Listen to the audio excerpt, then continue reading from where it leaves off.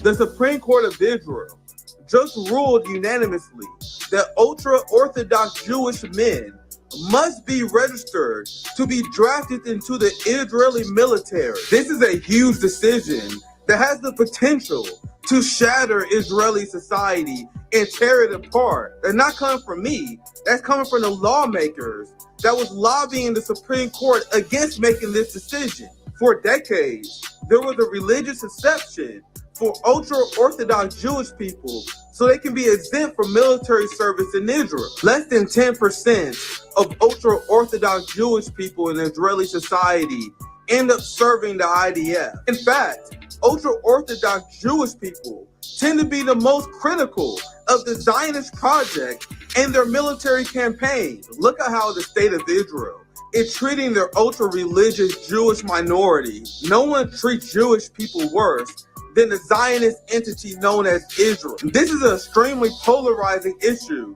that the Supreme Court of Israel just ruled on, to say the least. Secular, quote-unquote, liberal Zionists are cheering on this decision. If we have to implement apartheid and commit a genocide, then everyone should be forced to implement apartheid and commit a genocide. Bam, this is the liberal wing of the Zionist project. Meanwhile, we may see Netanyahu's government collapse because of this. There are elements of the Likud party in Netanyahu's government that strongly opposes the Supreme Court ruling. This could lead to extreme dissent within the government, civil disobedience that can tear Israeli society apart. Following in the Nazis' footsteps, Israel is now fighting a two-front war, and their desperation is causing them to make mistakes, which will lead to the end of the Zionist entity.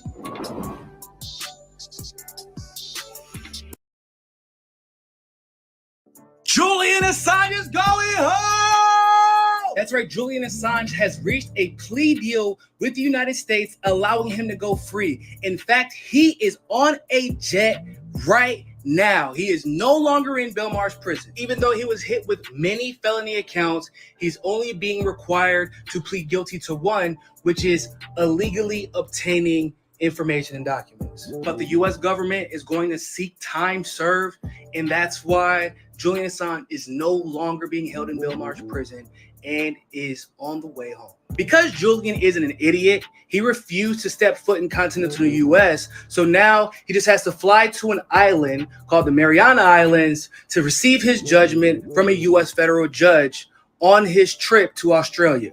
And this island is closer to Australia, which is part of the reason why it was chosen. So let me just go ahead and clear this up. There are a lot of people who are going to try to attribute Julian Assange's freedom right now to Joe Biden and his administration. So it is not a coincidence that on the cusp of an election where Joe Biden's numbers are tanking, Julian Assange is suddenly freed. But let's not forget, Julian Assange was holed up in the Ecuadorian embassy in the UK because Obama and Biden's administration was trying to prosecute him. Hell, while Hillary Clinton was Secretary of State under the Obama and Biden administration, she considered drone striking this man, ending his life for doing journalism. Oh, and the other guy ain't much better. Let's not forget, after Trump celebrated Julian Assange during the elections and said that he would pardon him, he ended up completely flipping in the middle of his administration, not only refused to pardon him, but his administration was responsible for putting Julian Assange in Belmarsh. So let's go ahead and clear that up. Both sides.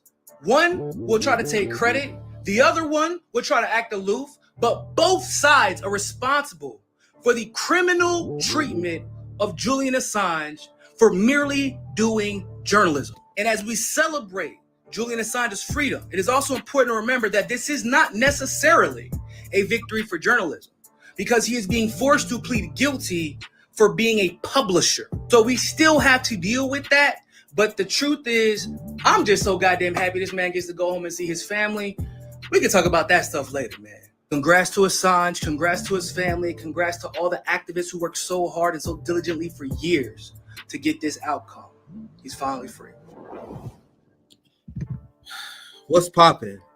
My friends, my family, I am back. We are back. RBN is back. What's poppin', my friends? I apologize for taking a few days off. I needed some time to clear my head I still releasing banger after banger on Hotspot. Big shout out to my Hotspot assassin brother, Nico House, who has been standing up for Julian Assange for quite some time. And I gotta say, guys, my mood is pretty high. This is a moment that people who've been following this issue, and ever since I became a citizen journalist, this has been a top issue of mine. I have released multiple hotspot videos covering Assange. I have done countless segments covering Julian Assange. I have panels. I feature Misty Winston, a fantastic Assange activist who should be proud as well. This is very surreal. This is, and we're going to go through the caveats very soon, but this is fantastic. None of us actually thought we would see this. And this is why I'm so proud of the Julian Assange movement. I would say the freeing political prisoners movement. Because when you look at people who support Julian Assange, these are the same people who stand up on political prisoners, whether it's Mumia, whether the Pendleton 2, whether it's anyone. I've seen Julian Assange supporters be very consistent, at least the people I know. So I would call it not even just the Julian Assange. I think that put too much emphasis on one man, but this is the people who care about advocating for journalism. These are the people who advocate against, who fight in this rank authoritarianism that attempted and successfully made journalism criminal. So I want to take this time to acknowledge, and we as revolutionary optimists need to take time to celebrate, even though we know the battle is not finished, even though we need a full pardon for Biden, because if there was one to do this plea deal and back off of this, which is why Biden still don't deserve any credit, we need a full pardon of Julian Assange because he did nothing illegal. But so with that said, we far from done. We still have many political prisoners who had to free. But I think it's very important to acknowledge this, to acknowledge that the nonstop revolutionary optimism of the Julian Assange movement helped free this man. You have Stella Assange that is now able to pay for us.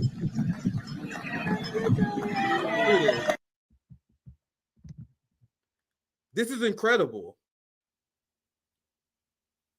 And I say revolutionary optimism because I cannot stress enough, not many people thought this would happen because how evil the empire is, because what we are fighting up against. Many people assumed that Julian Assange may die in prison, but because we assumed he was going to die in prison, because this issue was so important, we couldn't let them get away with this without a fight.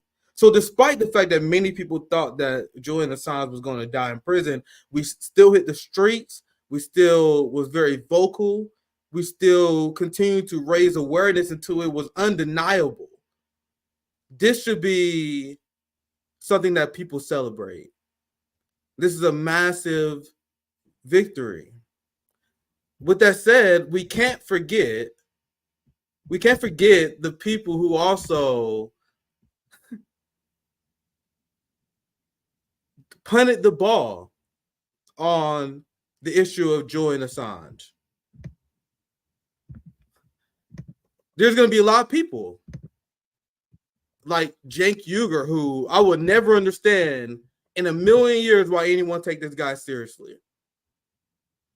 Cenk Uygur tweeted this out yesterday or 2 days ago now.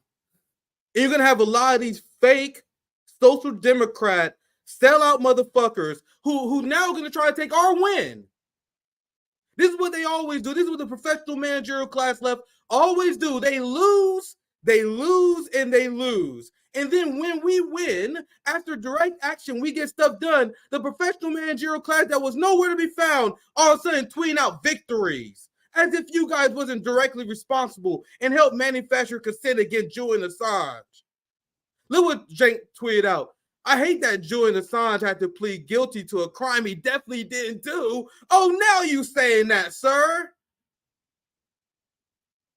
His real crime was journalism, and there's nothing you'll be punished more in America. Don't break the illusion, but thrilled he finally be a free man. finally. That is not the tune. This motherfucker and many of the social democrats who try to tie their name and their brand to the Democratic Party, that is not what they were saying. And as we have this grand moment of celebration, as we pat ourselves on the back, we need a moment of education, and we need to realize who our enemies are. The people who try to rub up to us and rub elbows with us. The people who did nothing for Julian Assange. They all tweet, "Oh, congratulations, Julian." You want to know someone else who never tweeted about Julian Assange? Jamaal Bowman. We're going to get to him very soon. So here's Cenk Uygur manufacturing consent to get people who are progressive to be anti-Julian Assange. There are a lot of these sellout progressives who are Democrats, and this goes with many liberals as well, who they hated Julian Assange because they realized that his crimes had nothing to do with the 2016 election. So they had this hatred of Julian Assange because they feel like Julian Assange was helping Trump, even though the 2016 election had nothing to do with their crimes. But they have this unhinged hatred of Julian Assange for exposing their team as war criminals. And this is what Cenk used to say. And we can't allow these people who spent their time smearing Julian Assange to now use this to clean up their own reputation. The people who never tweeted about this, the people who said that Julian Assange supporters was wasting our time. Look at this. Well, obviously it's hard to tell who's telling the truth here. But lately, I have to confess that WikiLeaks has not had an astounding record. WikiLeaks never had to retract a story ever.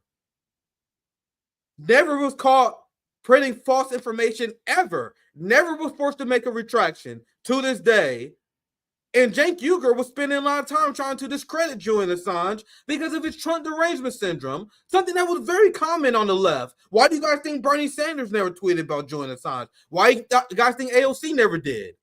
You know, the way that Assange seems to be backing Donald Trump over and over and over again, it makes me very seriously question Assange's efforts to actually be a journalist and not to be a partisan. And I get it. I get why he hates the Democrats. They're trying to put him in prison.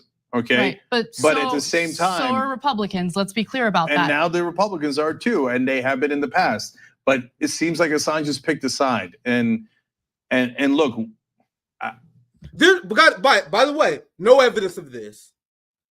What they claim is that Assange has stuff on the GOP. How will you know? There's literally no evidence of that.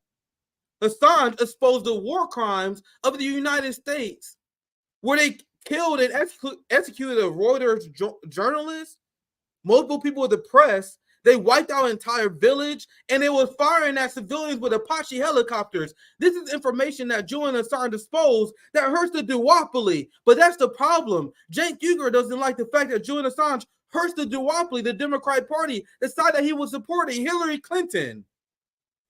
So he is smearing the most prominent, successful journalists of our time because of the red-blue game. Do you guys see how toxic the duopoly and people who follow the two-party system actually is? It makes you pick the wrong side so you will fit in with your party.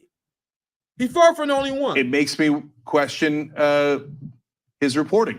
And so that's the situation we're in now. So now, is he just leaking things that he gets, and no matter what, in which case I would respect that? Or is he selectively leaking based on his political motives? Now that suspicion is out there and it's real and it's possible, well, now I'm concerned that it can't be trusted. That's an unfounded smear job by the Young Turks on Julian Assange. And now they're trying to flip the script and pretend that, oh, I always stood with Julian Assange in journalism. You guys see what these professional managerial class scum do. You guys see what the social democrat scum do. You have the communists. You have the real fighters that put their body on the line and get victories like in the civil rights movement. In the labor struggle, all the labor victories was won by communists. And then these social democrats who put shit on the line, who was actually an obstacle, they sweep in and say, oh my God, this is a fantastic victory for the broader left. No, the broader left abandoned The broader left abandoned Julian Assange. Well, you even obviously had, it's hard to... I had this video as well. Remember Hassan Piker? He dissed us for doing a general strike summit, and then he stole our idea a year later.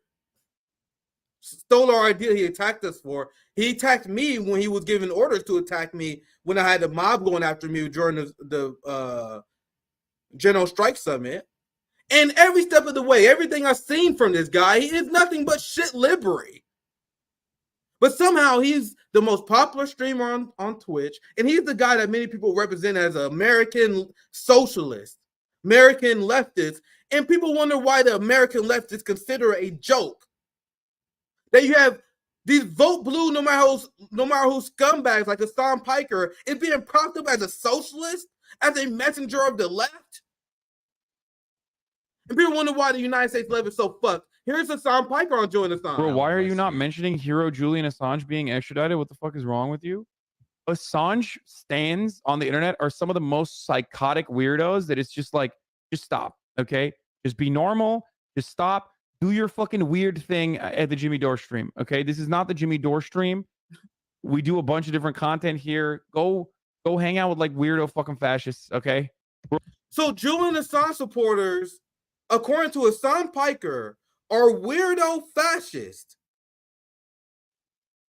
Jimmy Dore supporter, you guys see why I rejected the scourge of Jimmy Dore derangement syndrome? I refuse to let our community be infected with that nonsense because they take any issue that Jimmy Dore cares about, like Julian Assange, and they assume that's a Jimmy Dore leftist position. It's one of the reasons why people smear me with no reason. Like when you look at all the people I associate with, Jama Sawant, Jill Stein, Ajama Baraka. We had Dr. CBS, all these black radicals. But people associate, the people who didn't like RBN associate me with Jimmy Dore leftism. And one of the reasons is because I was vocal about Julian Assange. I was calling out the COVID authoritarian agenda. So people just take these issues that Jimmy Dore advocates for and they immediately take the opposite position, leading them to become shit libs. And this is something I see infected the entirety of the left. You had a lot of leftists became big pharma socialists just to spite Jimmy Dore. You have Hassan Piker and the TYT brain-worn audience that was smearing Julian Assange and their supporters because of Jimmy Dore derangement syndrome. And people wonder why I didn't accept this nonsense in my community. Jimmy Dore derangement syndrome rots your brain. Falling for these psyops and convincing Democratic operatives to have you hate comedians and YouTubers, that shows how unserious you are. And I wouldn't allow anyone to inject that unserious culture into our community. So why do these people feel the need to smear Julian Assange? You have Vosh. I remember this one. I don't want to play this whole one. Damn, I don't want to play this whole clip. This 90 minutes. 90 minutes of 90 seconds. 90 seconds of Vosh is way too much. Way too much. Vosh said, and I remember this clip, I want Assange to die in a CIA black site. So once again, why? See, no, guys, I want you to understand. I see this comment here. Look, Hassan has a more recent take on Assange, which was more supportive. Of course, that's the point of my segment, my friends. Now that the Assange supporters got a victory, now that we actually accomplished something in defending someone who's a political prisoner, we saw human rights organizations all over the world, press organizations, you even had the New York Times who wrote an op-ed saying that Julian Assange should be freed. It was then, and only then, that these sellouts like Hassan Piker start cheering for Julian Assange. Don't you understand that that's a problem? They waited until the battle was... The public sentiment was already affected to all of a sudden tweet about Assange. He just called Julian Assange supporters Jimmy Dore leftists and fascists. That was the position of Assange before it became the position of the cool kids. And I'm not going to play this clip because 9 seconds of Vosh is too much. I want Assange to die in the CIA black site. So why was the response of the Social Democrats to smear Julian Assange instead of following the position of truth and principle? this is why electoral politics and duopoly thinking, tying your politics to either party, will inherently shift you to the right. Electoral politics inherently creates a toxic political nihilism where you will not advocate for things that you know your party will not give you. How many times do these progressives refuse to take the correct position on something, not because it's the wrong position to take, it's because, oh, the Democrats will never allow that. You can't advocate for Palestinian resistance because the Democratic Party would never allow that. You notice that the Squad, Bernie, AOC, and all of them, they stopped advocating for Medicare for all because they know they're not going to get it. You know, they advocate for giant police budgets because they know the Democratic Party, it will never change their position on that issue. You notice how they're not calling for lifting the Cuban sanctions because that's something that Biden would never budge on. When you base your politics around electoral politics, like Assange, Jank, and the rest of these deeply unserious morons who led the left off a cliff for over a decade now, it literally causes these people to be a sellout because they can't be a hardcore Julian Assange supporter because that will undermine AOC. And if you undermine AOC, then AOC won't go on your stream and play video games with you like Hassan Piker. Hassan Piker has AOC that play video games on the stream. You want to know why? Because Hassan Piker smeared Julian Assange because he called them fascists. You guys see the game that they play with us? So I can wrap this part of the segment up, but we absolutely cannot allow these Johnny-come-latelys to come here and celebrate this victory when they sold us out. They refuse to carry the banner of Julian Assange in order to fit in with the Democratic Party. What's poppin', Sarah? I need to have you back on. Sorry, my schedule's been super busy, but I definitely got to have Sarah from DD Geopolitics back on. So I covered the progressive sellouts. I can go, there's so many receipts. I got cut some for a sake of time, but there's so many of these progressives. They punted the issue on Julian Assange. Never mentioned Julian Assange. And that shows why the duopoly, the Democratic Party, where movements go to die.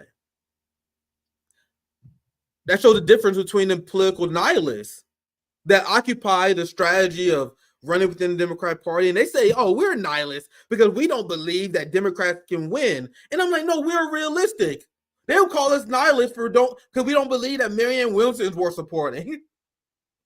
They are nihilists because they will give up on very important issues because they know that their strategy of change won't accomplish that. So many of these people are like, nah, no point of bringing up Assange. No point of resisting the NATO proxy war because, man, the establishment not going to give us that anyway. Hope that lesson is clear. Now, let's not forget the role that the media played in prosecuting Julian Assange.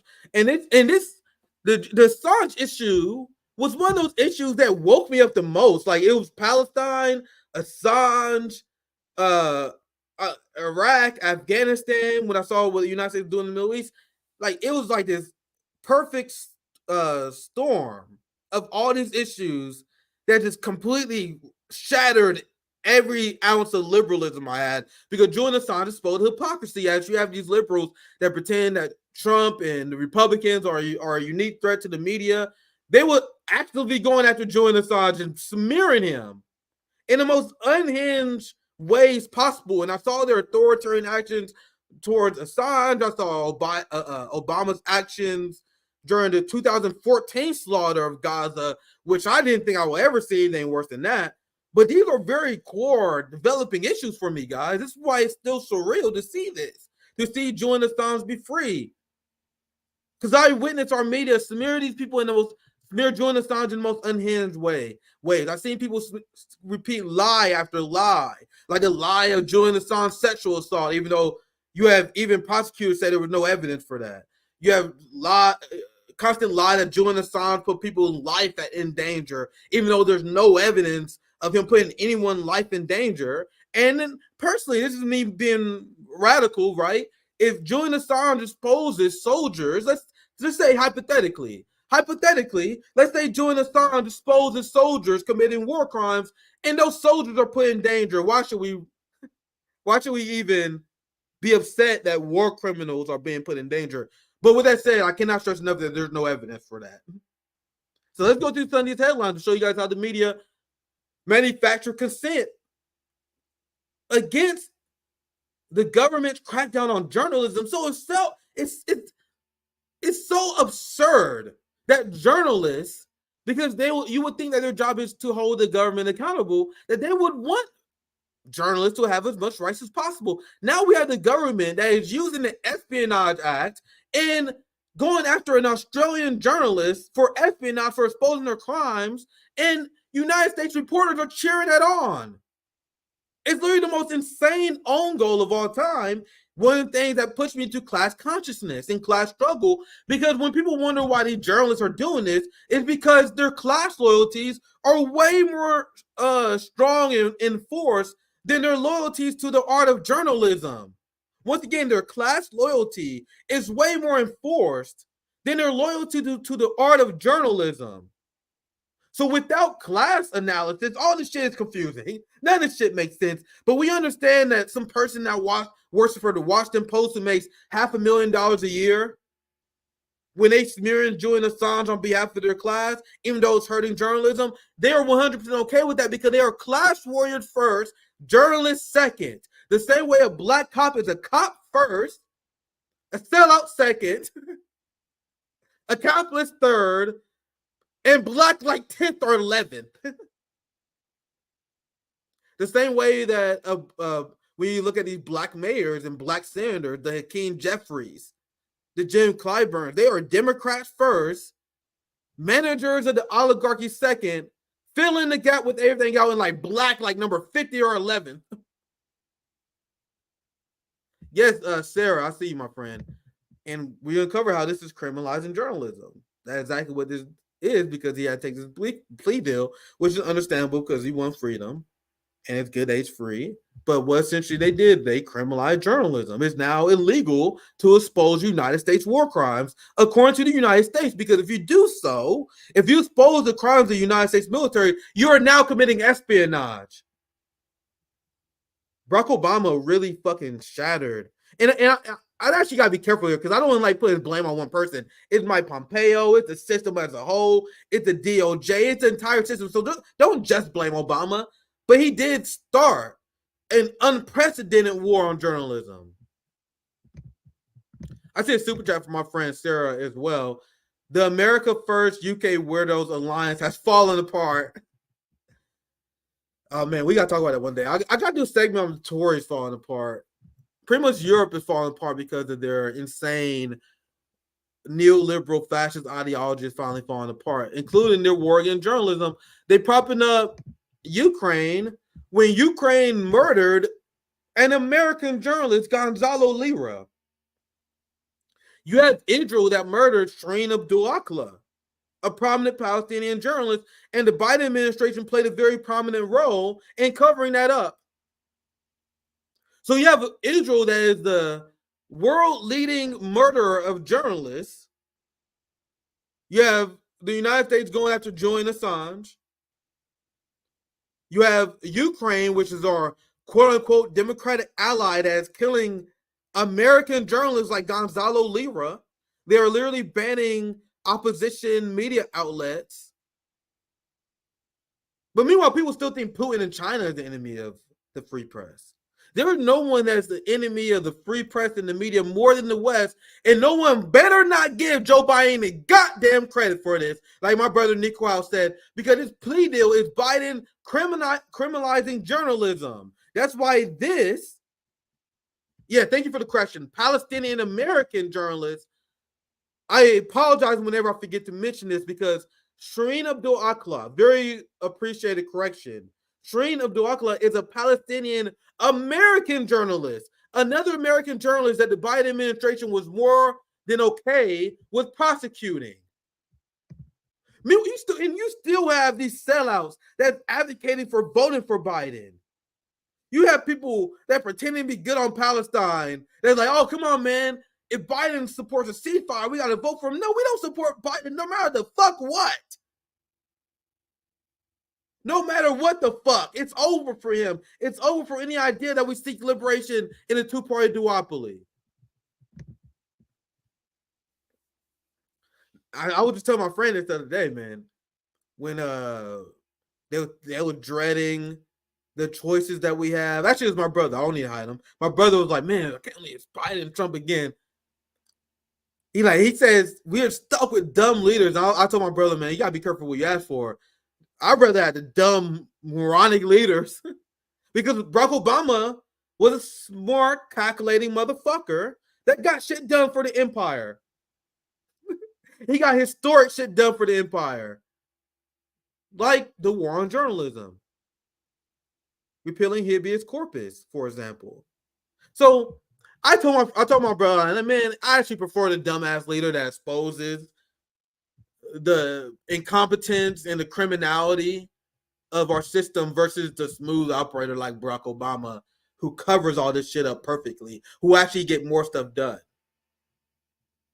You take in that narcissist Julian Assange to the stick, it to the yanks, and suddenly it all goes wrong. God, gee, these headlines are so crazy. Alan, big shout for him for highlighting these. On this day, let's never forget that corporate media outlets played a key role in keeping Assange in prison for so long. And now even look at the headline. This is one of the headlines I had up earlier. Julian Assange pleads guilty to espionage. What? You have mainstream journalists who rooted for the prosecution of Julian Assange. You have these liberal CIA motherfuckers who are fuming over Julian Assange being free. They're saying that this is a horrible thing, that this is happening, because they are endorsing the idea that you use espionage to go after reporters that exposes the crimes of the government. It completely destroys the concept as the media and journalism as the fourth estate. Because the point of journalism, which our government is trying to make completely illegal, is to hold the government accountable, to be the flashlight that highlights all the darkness and corruption of our system. The liberal class, led by Biden, Joe Biden, and the duopoly as a whole, that Trump supporters, MAGA, they are all in on this. They decided to make journalism a crime. You cannot expose the illegal actions of the empire. Because check this out. They said that Julian Assange illegally exposed classified information. What the fuck does that mean? Do you guys understand how crazy that is? So the government commits massive crimes against humanity. One of the worst shit that you can possibly do. Hidden torture sites, execution of journalists and civilians. So then, when they commit that crime, they then mark the evidence of the crime as classified. So after they mark the evidence of their crimes as classified, you have a bunch of institutionalists, cocksucking motherfuckers like Bernie Sanders and AOC. AOC said she has concerns over Julian Assange. You have institutionalists who then defend the criminals in our government because you then expose classified information. Do you guys see the game they play? Commit a crime, mark it classified, and you can't expose their crimes. It's literally the most corrupt shit we've seen, and this is how they criminalize journalism. Imagine, and to make it a very simple analogy, imagine if a governor had a big scandal where he was using taxpayer money to buy prostitutes, to get escorts, and to pay someone engaged in the sex economy for their services. Imagine they use taxpayer money for that. And then the government then decides to mark that classified. And then any journalist who exposes that then say, oh, you guys was committing espionage. You illegally published classified information. It's literally the craziest thing that is normalized in our society. That's why it's wild that journalists don't understand the insanity that they are normalizing. Here's Hillary Clinton, who famously said, can't we just drone strike this guy? you had these violent thugs like Hillary Clinton. People think they look at someone in a hoodie and a hat who may have a bandana on his face. They're like, oh, look at that thug, that criminal. Like, no, people like Hillary Clinton, John Kirby, Genocide Joe, they are the biggest criminals, mobster thugs in the world, period. As white Americans smear my community as being violent thugs, they have the most violent, bloodthirsty criminals. The kind of criminals that see children being maimed and slaughtered, for example, and they don't wink, it don't cause them to hesitate at all. Doesn't cause them to lose an ounce of sleep seeing children being slaughtered. But they will call my people violent. They will call our people criminals. As you got these people in the suits ordering assassinations of people who are inconvenient to their politics. Then the amount of liberal, I'm already going pretty damn long on this segment, but Julian Assange is something I've been covering pretty closely and an issue I care about a lot. So there's no way there was going to be a short segment. But I'm going to show you guys just a few examples of the liberal fascists who are waging this war against journalism. Essentially, their meltdown over this. Adam Kissinger, he is in the headlines today because Adam Kissinger is an ex-Republican and he just now endorsed Joe Biden. He's one of those never Trump Republicans. And whenever you see these never Trump Republicans, these Republicans who can't stand Trump, just know these are the most insane fascists in the country. The most far-right extreme motherfuckers in the country are the never Trump Republicans. The Liz Cheneys, who upset because some people on the right don't want to fund Nazis more. These are people like Nikki Haley who want Hamas. Sorry, they want Israel to finish the job. The never Trump Republicans are the number one people cheering on the genocide, by the way, as they try to paint themselves as moral because they oppose Trump. This is what they support. The people who claim that Trump is an enemy of the media, they claim that Trump is an enemy of democracy. This is who Adam Kissinger is. His whole brand is hating Trump. Trump is a threat to democracy. And here he is saying Julian Assange is a traitor. You will see Democrats say this all the time. I see these unhinged liberal blue checks say this all the time. They say Julian Assange is a traitor. How can you advocate for Julian Assange who is a traitor? Sir, Julian Assange is an Australian. You unhinged fascist. Julian Assange is an Australian. In no universe does he have to have loyalty to the United States. In what universe can you even say Julian Assange is a traitor? Do you understand how crazy this story is? There's so many people, and Adam Kissinger knows, he's just a fucking piece of shit propagandist, but there's so many of these brain dead liberals and all these people that are like, oh, Julian Assange betrayed us. They don't even know he's Australian, which shows how fucking dire and bleak this story is. That now the United States had a precedent where if you are a journalist around the world, they can go after you for exposing their crimes. So they are demanding loyalty from the journalists around the world. It's the most craziest fascist shit that you will ever see. But this is the issue that the Bernie Sanders left punted on. This is the issue that AOC, Cori Bush, Jamaal Bowman didn't find that important. As people mourn them, I hope more squad members lose.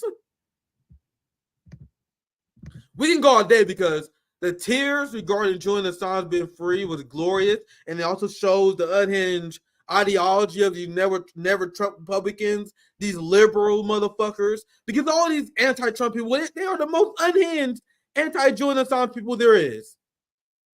They are the most hardcore Zionists there are. Now you have this person who is a CIA analyst, former CIA. This person here, you guys know these white people who spend all of their time criticizing other countries as they live in the most violent, corrupt empire in modern human history. These cowards in the white community who spend all their time hating China. Look. She's talking about China. It's her focus. Human rights in China. Now look at this. Julian Assange is no hero. He is a despicable Russian asset.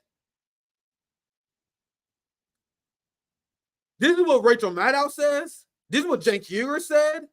This is what the progressive Bernie-crats say. This is why Bernie Sanders never said anything about him, because the message of the Bernie left is that Julian Assange is some Russian asset because Russia gate and Putin the center broke these people's brain. Once again, and I cannot emphasize this enough, Gail. Julian Assange is Australian. An Australian journalist exposing American crimes is not doing the bidding of Russia. You psychopaths.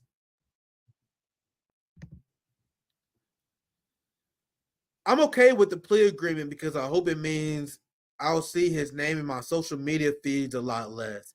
But let's not venerate the man. He caused great harm. You notice how they never say what he did to cause great harm? They say he caused great harm. And that's what a CIA spook would say. He caused great harm by exposing the crimes of the United States government. Expose how we were slaughtering people in Afghanistan and Iraq, how we had no plan to get out, how we were making deal with evil corrupt warlords and torturing their enemies. Like, these are things that Julian Assange was exposing. And then I had this conversation with Misty. And remember, I told Misty, who I'm planning on having on here very soon, I keep the bar of being a journalist very low, because these bars where we say this person not a journalist, this person not a journalist, it only serves the establishment. My position is, if you are able to share a story, if you're able to share a story and educate people on a current event or something that has happened, you are a journalist. This is why I call myself a citizen journalist. I am a citizen journalist who educate people on current events, and we talk about stories or break stories. This is what citizen journalists do. But what people who serve the establishment do, they try to gatekeep what a journalist is. There is nothing in the First Amendment that says you need a 4-year degree, you need a master's degree so you have freedom of the press. There's no education requirement for the First Amendment, and there's so many people who don't understand this. This is why I keep the bar of who is a journalist low. Now, we can separate and we can put qualifiers. Like, for example, there are bad journalists, then there are good journalists, like Julian Assange, the Michael Jordan of journalists, one of the greatest journalists of all time, right? There are journalists who are amazing. Like when you look at Grey Zone, Max Blumenthal, Glenn Greenwald, who played a large role in educating people about Assange, helping Julian Assange, freeing Lula, right? Seymour Hersh, one of the greatest journalists of all time. So I agree that you could qualify the quality of journalists. Then you look at the corporate dickheads. Then you look at TYT and Majority Report. These are people I was like, yeah, they're journalists, but I would say they're bad journalists. They're a good journalist and they're a bad journalist. The same way you have good basketball players and bad basketball players. I play basketball players. I play basketball. I think I got a pretty good mid-range shot. I got pretty good dribbling skills. I think I'm pretty decent, especially for my age. But I'm not anywhere near a fucking professional basketball player. But just because I'm not as good as Michael Jordan as basketball, that don't mean I'm not playing basketball. Just because I'm not as prominent as Seymour Hersh or Max Blumenthal or these other people don't mean I'm not engaged in journalism. But you guys see how it's very important for us to outline how journalism is something that everyone can do. You just got good ones or bad ones. This is something that the people who want to criminalize journalism, they wholly disagree with this position. Can you guys see how someone said they defend Julian Assange as a journalist? He said an ex-CIA analyst bashing journalists, and her response is, "Who is a journalist? Assange?" And then she laughs at the idea. That's an insult to actual journalists who do the work with integrity, who I hold in enormously high regard. Now, that statement is laughable, but now think about the fascist ideology that she is representing here. What she is saying here, and people who believe this, what they are saying is the The only people who have freedom of the press, the only people who have First Amendment are people who do journalism I agree with, who you hold in high regard has nothing to do with whether you have the First Amendment rights or not. You guys understand why I'm taking the position I do? Because it's gatekeeping of journalism is how they go after and justify the prosecution of journalists because they want to rob you of your First Amendment rights. So that's my position. I think there's good journalists, there are bad journalists. If you're a corporate journalist, you're a bad journalist. There are journalists that do the bidding of the ruling class. There are class little journalists. Then there are undeniable good journalists like Seymour Hersh, Julian Assange, the greatest of our generation. I think the Gray Zone does amazing work. I'm a big fan of Lee Camp, Lion Cosgrove, all the people you see on our channel, right? And these are people that I strive to be like. But they want to, and you got people that advocate for deplatforming the Gray Zone and many others. And the argument they use for deplatforming the Gray Zone is, oh, we have to deplatform the Gray Zone because they're not real journalists. You guys see why we got to fight against that bullshit? So with that said, I'm going to pivot into our second main story. I think we're going to do 2 stories since I went pretty long on the Julian Assange story, but there's no way. Aaron Mate as well. And he's including the entire Gray Zone. Shout out. I'm a big fan of all the guys at the Gray Zone. I have Gray Zone people on like Lion Cosgrove and them all the time. So who am I? Man, I'm blanking on. Oh, Wyatt Reed. Oh, they damn. Big shout out to Wyatt Reed, who does a great work. I had him on as well. I also had a Gray Zone. Yeah, Lion Cosgrove. We about to cover him very soon. He's the one who exposed Jamaal Bowman. So with that said, let's pivot into our next story.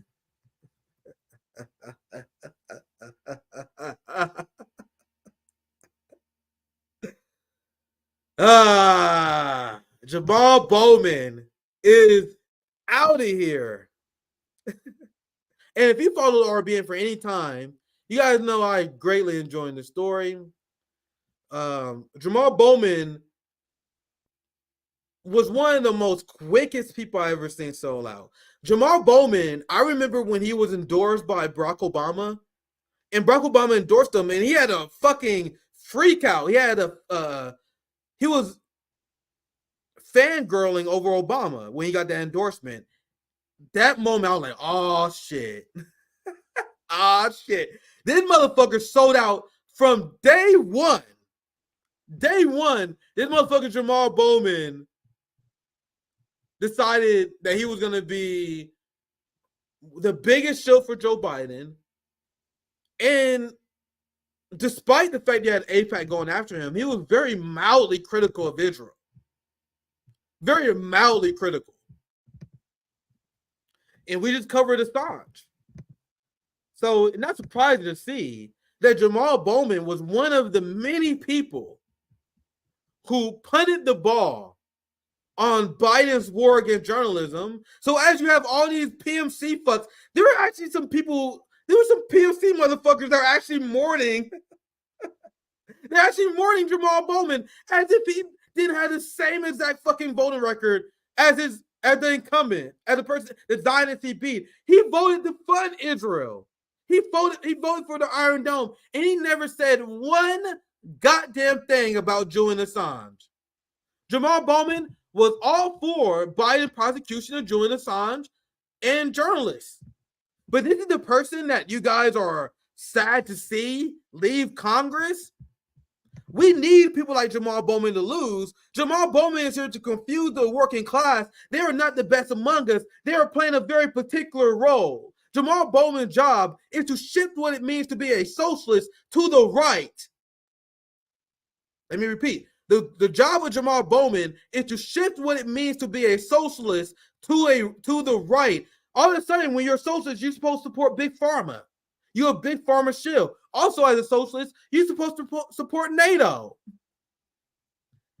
As a socialist, you're supposed to be silent. As a black socialist, you're supposed to be silent as the Biden administration, the man you endorse, the man you shill for, you had the Biden administration that is prosecuting and going after the Huru Black Socialist movement. We had Amalion, RBN, less than 2 weeks ago on the Sabi and JB show. We interviewed them multiple times. We have very, very strong solidarity with the amazing people at the Huru Black Socialist movement. You want to know who don't? Jamaal Bowman. One of the most chilling cases regarding a Black liberation group being targeted by the Biden administration for opposing his war, and you guys have nothing, and Jamaal Bowman has nothing to say about that. AOC has nothing to say about that. Cory Bush has nothing to say about Biden prosecuting a Black anti-imperialist organization. What fucking good is this guy? You have morons who are actually fucking mourning. You have people who are actually sad that this sellout lost. You are not a friend of the Palestinian movement if you are supporting the military-industrial complex. Jamaal Bowman has votes that directly led to the increase of profits of the military-industrial complex. He voted to fund the Iron Dome, but people miss him. You want to know why Jamaal Bowman didn't speak up for Assange? You want to know why he's silent regarding Biden prosecuting the Uhuru Black Socialist movement? Because Jamaal Bowman was too busy fighting for Joe Biden's agenda. You think he's fighting for your agenda? Palestinians think he's fighting for their agenda? He's fighting for Genocide Joe's agenda, and he has made it very clear. You have people on the left furious at Bowman, people protesting Bowman. He didn't give a fuck about us. He cared about Jamaal, and getting his agenda done. good to see you, pal. A teacher who went on to establish a middle school. And to Congressman Jamaal Bowman, thank you for the work that you do that lift up the people of this district and the people of this state and country. Biden passed 3 bipartisan pieces of legislation after an insurrection during a global pandemic, opened back up the schools, killing the game. And he's 80-something years old.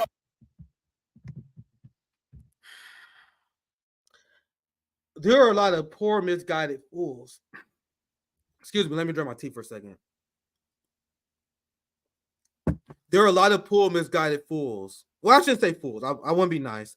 There are a lot of people who are misguided, who support Palestinians, who think this motherfucker is on their side, as he is promoting and putting out unhinged pro-Biden propaganda. And look at the date. This is less than 2 weeks ago. He put this video out. So as Joe Biden's committing a genocide, as he helped Israel cut the aid of UNRWA, as they shield Israel from international accountability, as they send 1,000-pound bombs that are used on Gaza children to this day, you have Bowman, who people claim is supportive of the Palestinians, all of a sudden putting the ads out, arguing like a fucking child in favor of Genocide Joe. Look at this cringe shit. This is who Jamaal Bowman is really fighting for. And this is not me saying it. This is literally Jamaal Bowman. I'm fighting for Biden's agenda. The agenda of genocide. For the work that you do that lift up the people of this district and the people of this state and country. Biden passed 3 bipartisan pieces of legislation after an insurrection during a global pandemic, opened back up the schools, killing the game. And he's 80-something years old.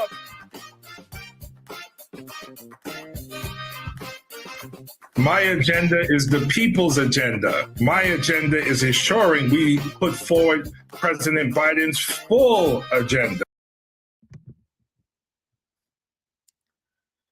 And we're supposed to be sad that this man lost. So I hope this is a lesson for all the... Well, it's not. They don't give a fuck. They don't care. They just making money. The PMC left don't care.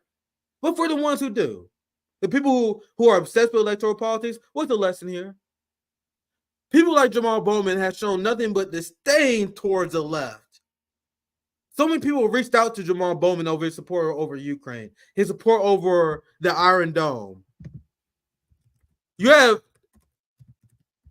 you had the DSA that literally was about to expel him because of his vote on BDS. You had Jamaal Bowman that visited Israel and then provided propaganda for them. Actually, let me find that. Let me find this article where, oh Jesus Christ, yeah, let me show you this one. Let me show you guys this one. Look at this. Bowman makes amends with Democratic socialists after rift over Israel. And to show you guys how feckless DSA is as an organization, Bowman didn't really change his position. He like, yeah, I vote for BDS. Yeah, I don't support. Yeah, no, I don't support BDS. Yeah, I vote for the Iron Dome. Yeah, I voted for First Israel. But come on, man, you still gotta support me. And a lot of DSA people still did. So Bowman shifted to the center, sold out the Palestinian movement on so many important asks, supported the war industry, and decided to give the left a middle finger on that issue. And then he wondered why he had no foot soldiers. He had no one on the ground to support him. Jamaal Bowman thought the liberal class, Jamaal Bowman thought if he supported Nazis in Ukraine, the liberal class would have his back. When will these sellouts learn? When will these, in particular, black sellouts learn? The same thing happened to Nina Turner. Nina Turner refused to support BDS during her election. Now ripped her to shreds over it. And Nina Turner made the calculation that if she don't support BDS, the boycott, divestment, sanction movement, that the Zionists will take it easy on her. That is not what happened. So what is the point of these people being 1 foot in? Well, I would say that's too much. That being way too nice to them. Let me say a half of a pinky toe in. And then all the way the fuck out in terms of the movement. You selling out to the Democratic Party, you tapped into the Democratic Party, you refuse to listen to the activists, and you sell the activists out under the illusion that you'll be protected by the establishment, only for the establishment to stab you in the back. We shouldn't feel bad for Jamaal Bowman. It should be a lesson that anyone who chooses to go down this route is choosing to lose for the working class. In fact, I see all these headlines today. Remember, I told you guys the job of Pramila Jayapal, AOC, and the progressives is to be permanent losers for the left. Here, let me just go. Here's a snapshot, some headlines. I saw a lot of these. Look at these headlines here. Bowman's primary defeat leaves progressives angry at role at AIPAC. You had these headlines. Let me see if I can find some. That's like, man, this is horrible for the left. What Jamaal Bowman's loss means for the left. Now everyone's saying, oh man, the anti-Israel position is toxic. Their job is to provide and be losers for the working class. They're here to lose. They're in the same way he pulled the fire alarm, which was embarrassing. I don't think it's something that people should take seriously, but it's embarrassing. Their job is to be the embarrassing losers of the left, here to make us look bad. And Black Alliance for Peace, the Black Agenda Report, our dear sister Murray Kimberly knocks it out of the park as always, when she called out Jamaal Bowman, AIPAC, phony progressives, and Black misleadership. Jamaal Bowman is part of the Black misleadership class.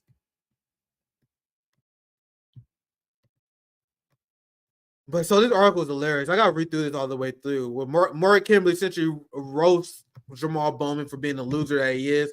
Look at this cope by the Justice Democrats. Jamaal Bowman is one of the most transformational leaders. So after they sold out GSA, after he sold the Palestinian movement, as he support funding Nazis in Ukraine, and we're gonna get to that one very here soon. As he completely planted the ball on Julian Assange, he refused to speak out on the Uhuru Black Socialist movement. He was doing propaganda for genocide Joe Biden, who didn't give anything that Jamaal Bowman wants in terms of policy. The job of Jamaal Bowman for Pramila Jayapal is to be a loser of the left, and the faster that we as a working class cut them off, the better that we will be. The people who pretend that Jamaal Bowman losing is a loss for the working class or the left, or in any way, shape, or form, they are unserious. We need these motherfuckers to lose. We need these motherfuckers out of public view, because the only thing they do is make the left look bad.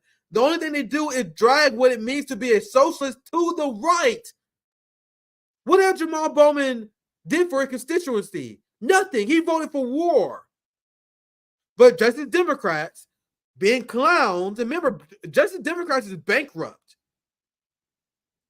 They had this rally with Jamaal Bowman, AOC, and Bernie Sanders.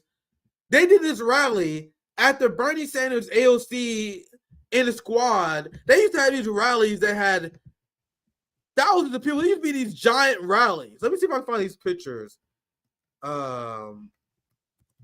When you compare the rally that Jamaal Bowman had with AOC and Bernie Sanders headlining, look at it. Look at this crowd.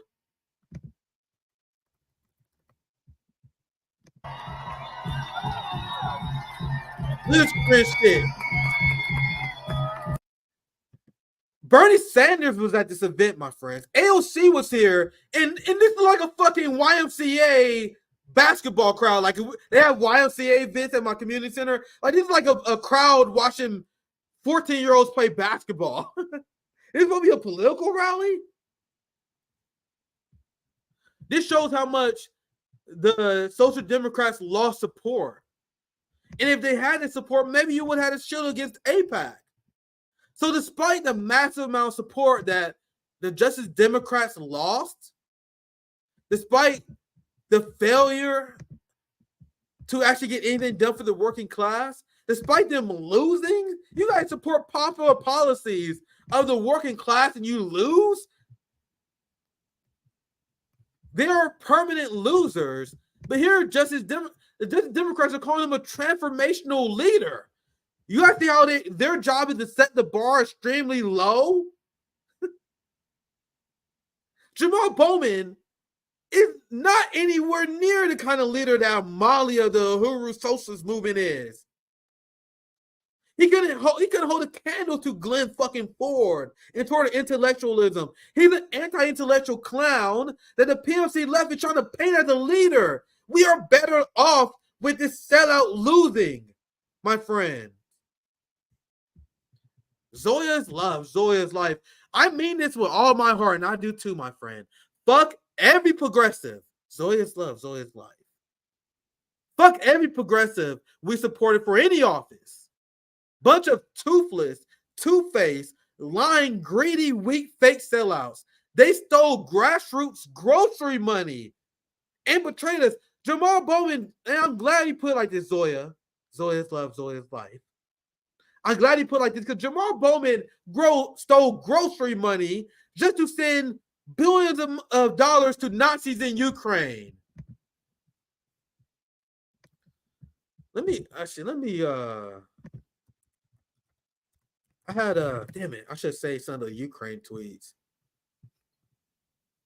where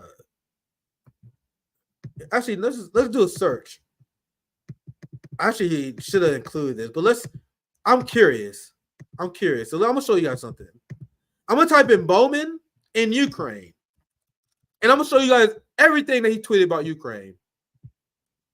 And the fact that anyone on the left will support this motherfucker after his votes directly led to a boom in the military-industrial complex and an entire generation of Ukrainian men. No one should ever forget them. We in the cups of a nuclear war, World War III. And people are mourning this guy. Let me zoom this in. I just should probably save some of these, but fuck it. Let's go. Look at this. Never forget how much Trump loves Putin. This motherfucker Jamaal Bowman is essentially Rachel Maddow. And you got progressives mourning this guy. Never forget that Trump tried to withhold military aid to Ukraine for his own political gains. Never forget the Republicans who love Trump. Oh, Jesus Christ.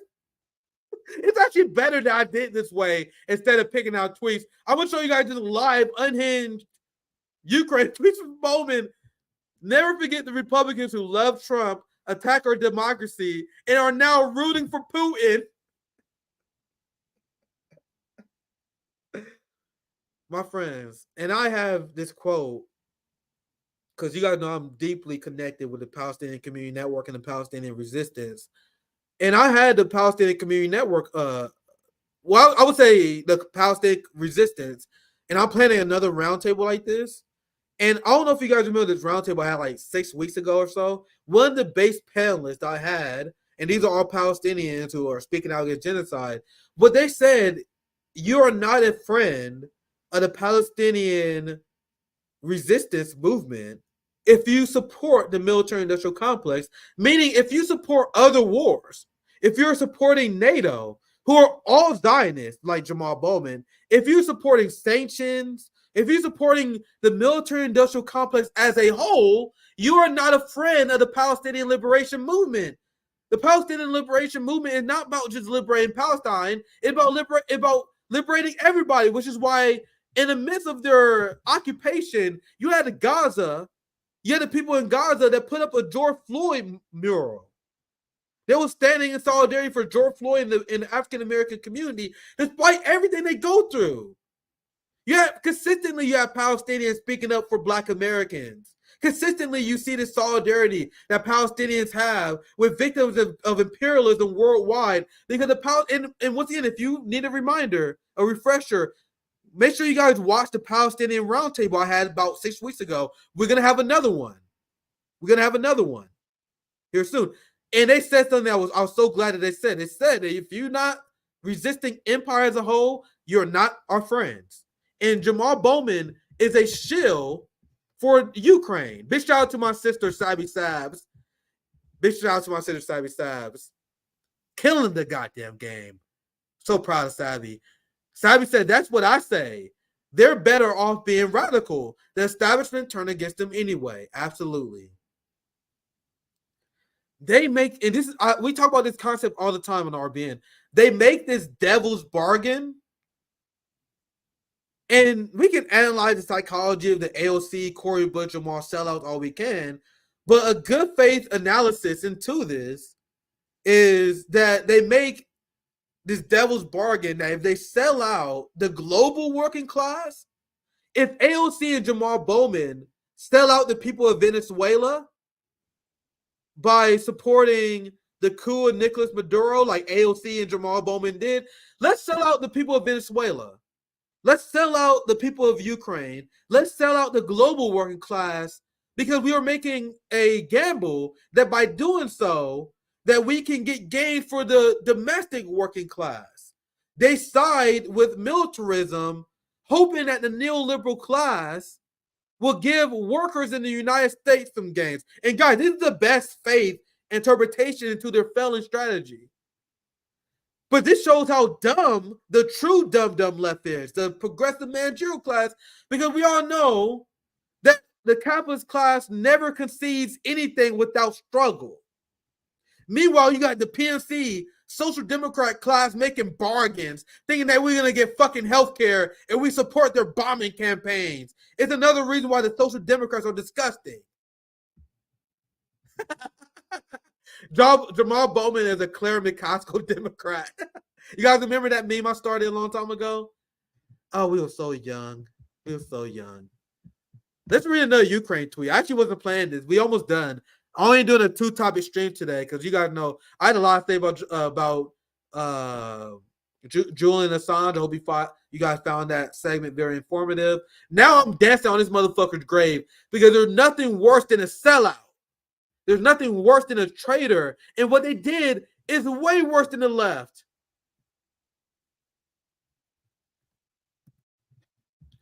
This is where Jamaal Bowman was upset. Actually, let me read this tweet, actually. Late into the night, House leadership finally gave us a text for the spending bill, Ukraine military aid. Oh, look, this tweet, I had to skim this because I'm reading this live. In this tweet, he's criticizing Republicans for blocking Ukraine aid. And I remember this is around the time where there was a lot of negotiation, where the Republicans were trying to get something for it. Jamaal Bowman was saying here, oh, we need to fund Ukraine with no questions asked. Oh, Jesus Christ. All right, let me show you guys this. Now I have an amazing tweet I'm going to show you guys from Sabi Sabs. This is one of the reasons why no one on the left should ever be sad that this guy lost. I have said many, many times before that we must reject anti-intellectualism on the left. We must be an extremely informed working class. We must take every step. That means people like me who have the ability to educate others. If you have the ability to educate others, we got to take pride in that. We got to reject anti-intellectualism. We can't give in to, oh, it's too hard. Oh, we don't know. We have to become a smart working class movement. And Jamaal Bowman, AOC, and Cori Bush represents the anti-intellectualism on the left. When you hear AOC talking about Cuba, when you hear her talking about Venezuela, we hear them talking about Ukraine, these are people who clearly are not intellectually interested in these topics. They're clearly not intellectually interested in why you should support Julian Assange. And they promote a culture of anti-intellectualism. The same way we said many times before, Anna Kasparian, the majority report, they're here to cultivate a dumb left. So here Jamaal Bowman, we're being pressed by the gray zone, and let me check. I believe this is Lion Cosgrove. I don't want to. Yeah, Lion Cosgrove, friend of the show. We had him on multiple times. Lion Cosgrove grills Jamaal Bowman on why he is a quote-unquote socialist who support the military-industrial complex. He's a big pharma socialist. He's a military-industrial complex socialist. These are the kind of socialists that we're dealing with in the West. So he presses Jamaal Bowman on this, and Jamaal Bowman essentially admits he had no idea what the Donbass is. This motherfucker voted for war, that he had no idea what's going on in these areas. With essentially the NATO left in a nutshell. What do you want us to discuss? The Donbass in Crimea. I don't know if I know much about that. I need to get into the details and learn some more about that. I don't know that much about it. Said the guy who is fiercely advocating for Ukraine funding in one of the tweets that I showed you. One of the people who say that Republicans love Putin because we don't support Ukraine funding, here is Jamaal Bowman saying that, oh, I don't know anything about no Donbass, nigga. I don't know anything about that shit. So Jamaal Bowman admitting that he don't know anything about the Donbass, know anything about the history of the coup that the CIA started in 2014 when they overthrew Yanukovych. So what he is saying is he is told how to vote. And he listens and follows their directions. It would be different if this was a Matt Duss, Ukrainian sellout motherfucker who actually knows the neocon talking points. That's not him. Jamaal Bowman is the kind of motherfucker who was elected to Congress, the military-industrial complex, and the leaders in the Democratic Party will tell him how to vote on issues, and he says, yes, sir. At least be passionately pro-NATO. It's worse for you to support NATO in Ukraine without you being a Matt Duss light.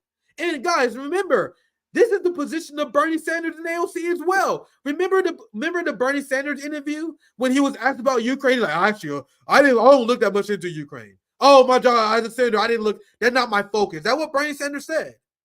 Maybe I should find that receipt for you guys. I know you guys know I'm not making this shit up, right? I don't have the receipt on hand. But Bernie Sanders said in an interview, like, man, I don't know about anything about the Ukraine. Actually, I'm gonna look for it. I don't know anything about Ukraine. I haven't looked into Ukraine. I've just been voting how I'm told. Bernie, Jamaal, AOC, that's worse, my friends. And guys, this is about to be a goddamn banger. Not this one. The chat's going fast, so I missed it.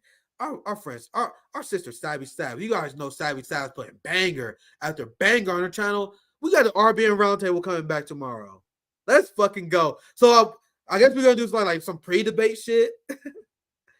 So the RBN roundtable, RBN Live is officially back. New era coming back strong. So the RBN roundtable gonna be during the Savvy and JB show. I'm gonna be there. Rome's gonna be there. This shit's gonna be a banger, man. I'm looking forward to it. It's actually been a very, very long time since I did a show with Savvy, actually. So that's gonna be interesting. So anyway, let's finish this. Let's watch this video all the way through this time. What do you want us to discuss? The Donbass in Crimea. I don't know if I know much about that. I need to get into the details and learn some more about that. Yeah. You know what those are? No. Tell me what. Educate me. Well, let me ask you this: what's your opinion on the war for Ukraine? Do you support U.S. aid to the war in Ukraine? Yes. Why do you support that? Because Putin's a madman, and we got to stop him. But I'm anti-war in general. Okay. All right. But so just so you know, the Donbass and Crimea, those are the central regions in Ukraine, which were in dispute and which started the war over those regions. Okay. So. Okay. Good to meet you. That motherfucker wanted to get out of there as fast as possible. I'm anti-war in general. That way he said, I'm anti-war in general, but I'm going to vote for the military complex and never-ending war instead of advocating for peace. So the modern progressive now believe that war equals peace.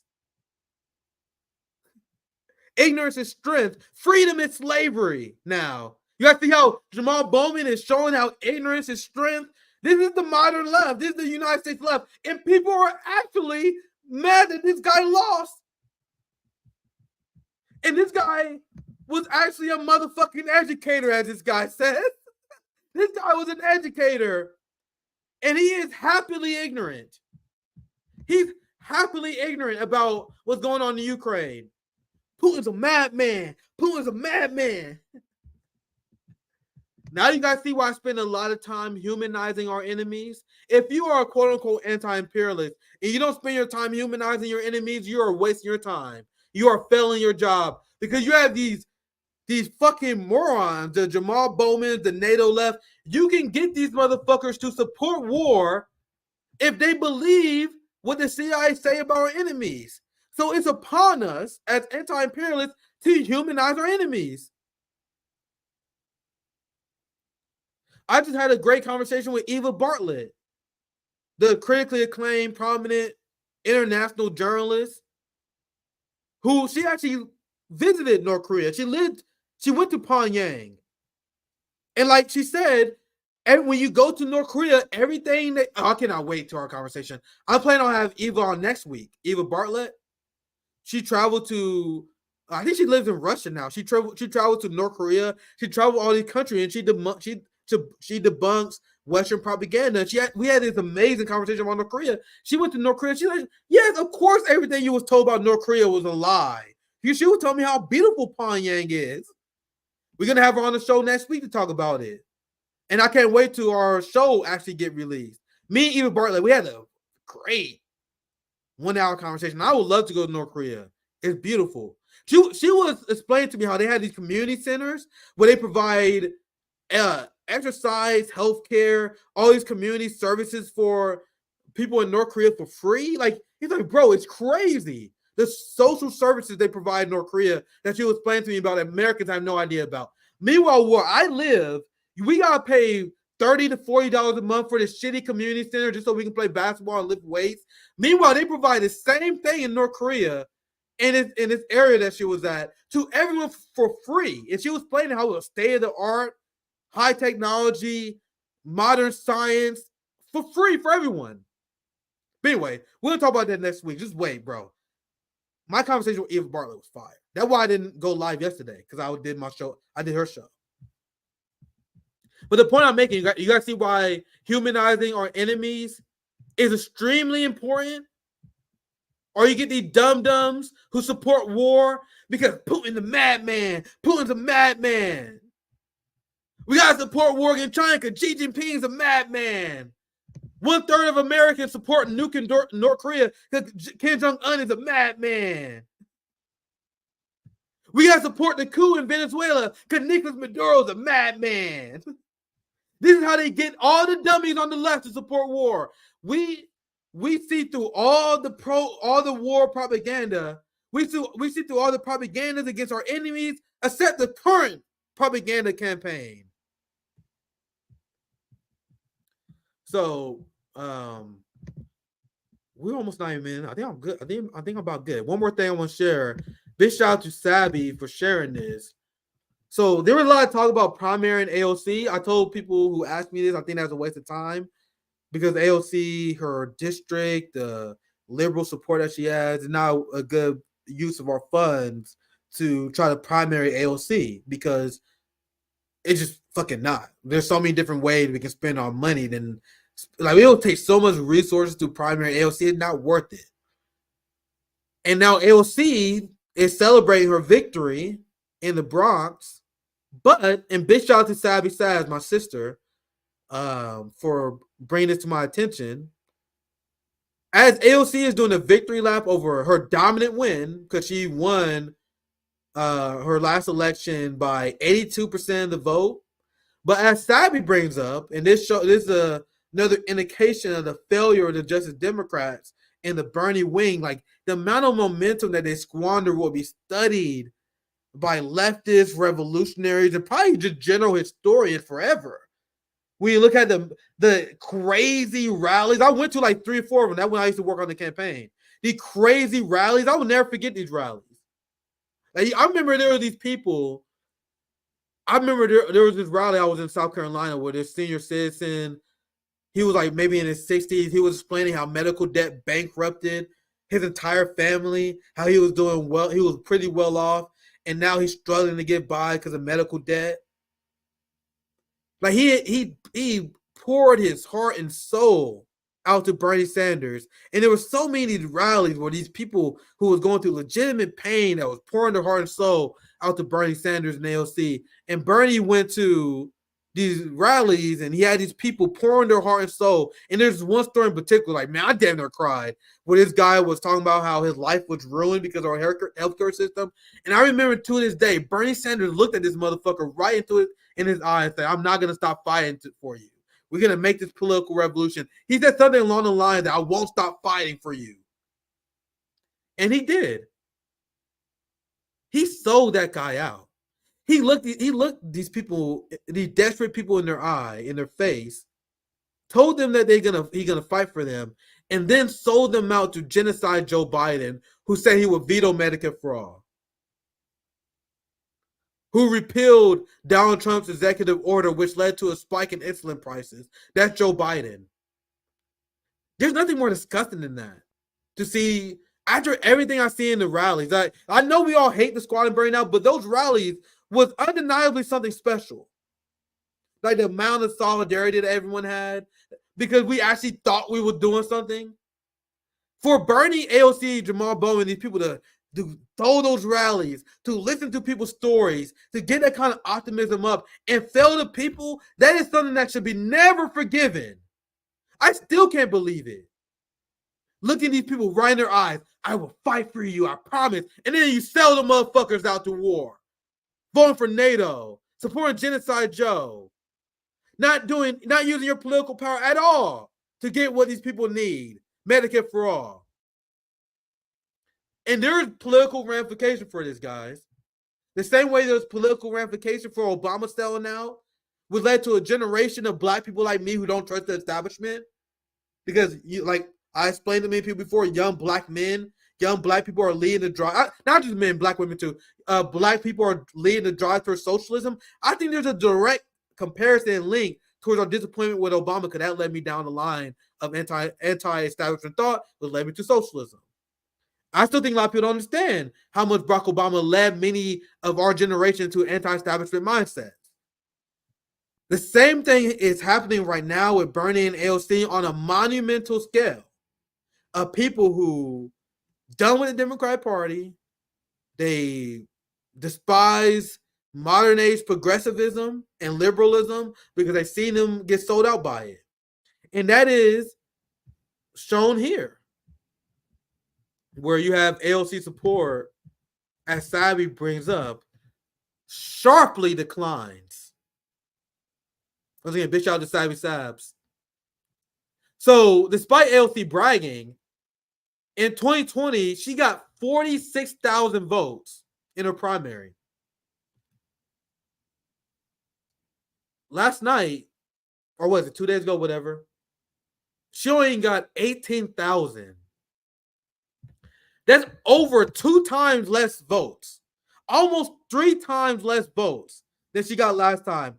That's a dramatic drop in support in her district. So yes, she don't have anyone in the duopoly, no clowns that can actually challenge her, No one in the Bronx will actually support the duopoly.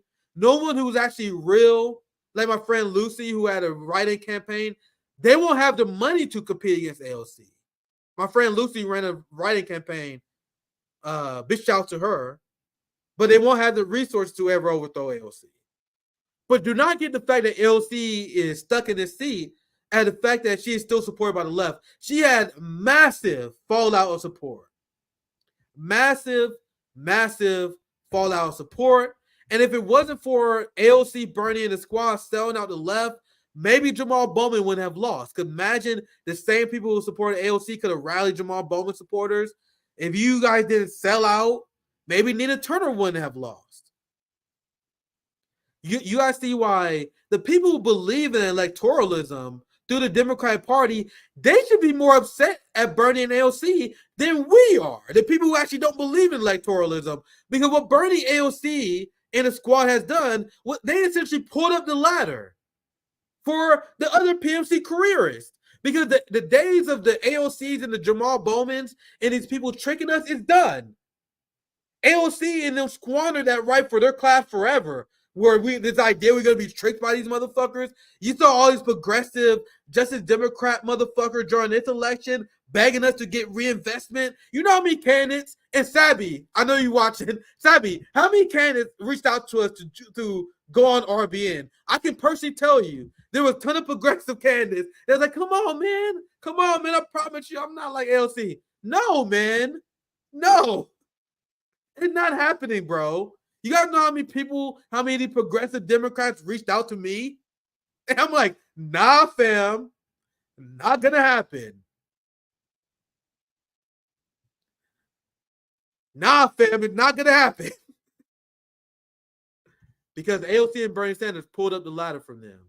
This project is over, and I'm glad the Justice Democrat project is over.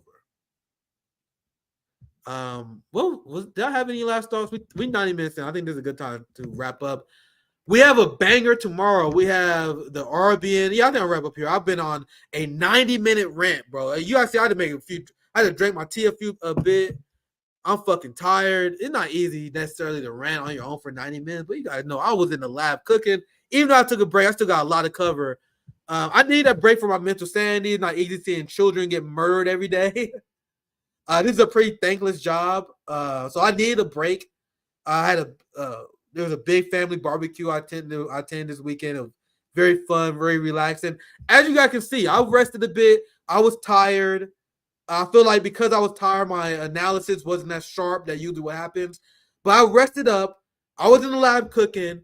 I got another hotspot coming out this week. We're gonna laugh at Jamaal Bowman some more.